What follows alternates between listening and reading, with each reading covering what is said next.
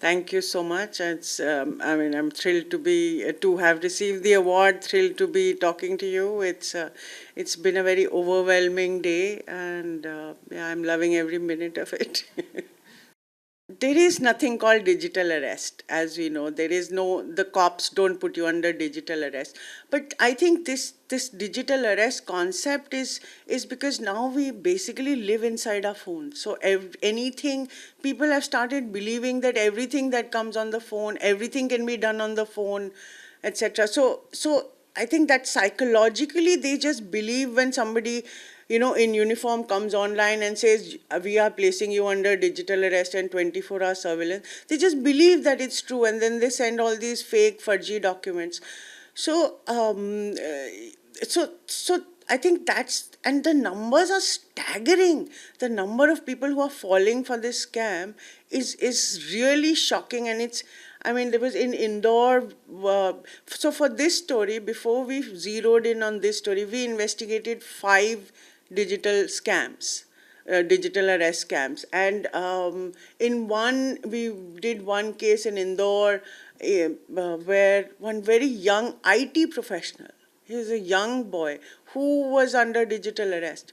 So, but what was interesting in this, apart from the victim, who kind of psychologically, I don't know what happened. I mean, I know what happens to them. They basically believe everything that they are being told. So there are so many red flags. Like if somebody tells you, for example, that send me all your money, I want to verify your money. Right? You're not going to send the money, right?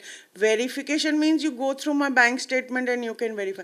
But psychologically they intimidate and scare these people so much and isolate them that they start believing all this and keep sending their money. But on the other, this scam is huge. It's huge. It has many, many, many layers, and it's very savvy. These young boys who and girls who are running these scams, the scamsters, they're very tech savvy. They're very smart, and they're spread all over the country. Like one scam is not being done by 5 people sitting in one room. There's one set which is, say, is sitting in one room. Then there's another set which is trying to transfer the money, that's in another place. Then there's another group which is trying to send all this money either to Bitcoin or stuff like that. So it's very organized, it's very sophisticated, and the kind of framework on which this scam is running is Digital India, because there is no verification. You can open any account anywhere in the country. You can start operating it without any checks.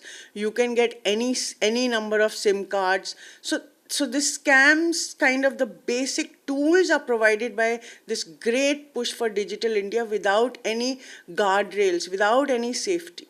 So Bloomberg came with the idea of that they wanted to do a graphic story, and that was, I think, their top editors, somebody called Amanda Cox, then there was Ken Armstrong, then there was Flynn and Juhi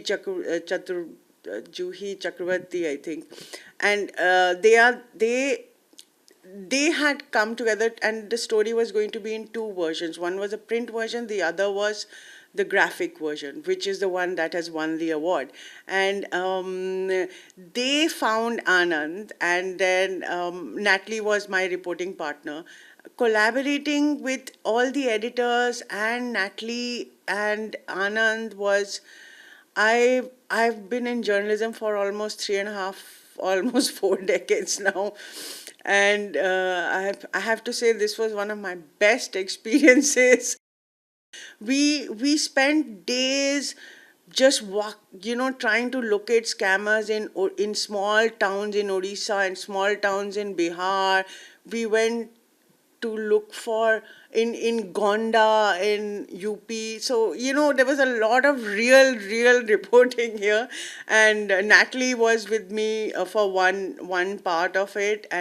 But she was really the one who was also looking at the court documents, the money transactions, and also she was, it was a fabulous collaboration. Yeah. it means a great deal to me after so many years of journalism, and I feel like somebody's reading our story. There's they're appreciating it. If these are stories that will help you, like somebody, one of the editors just wrote that somebody was kind of getting trapped in digital arrest, and they had her husband, I think, had read this story, and he immediately kind of figured that what's going on, and he kind of cut that call. So just for your knowledge, get out of your phones firstly. Don't trust what your phones are telling you. Please have faith in good journalism, invest in good journalism, and read good journalism.